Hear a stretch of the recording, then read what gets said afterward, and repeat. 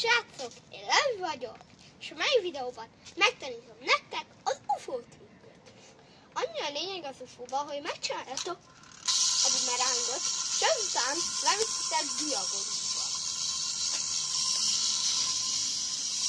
Valahogy megvan a diagonus, megfogjátok így egy csillagot, és egy mozdulattal rántjátok, és megpróbáljátok elkapni.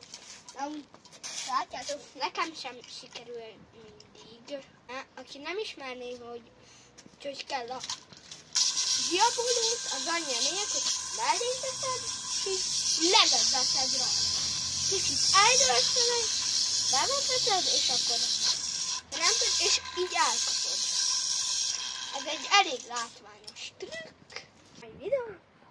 Ha szeretnétek még más videót, akkor írjátok meg a kommentbe, lájkoljatok, ha tetszett a videó, és iratkozzatok fel!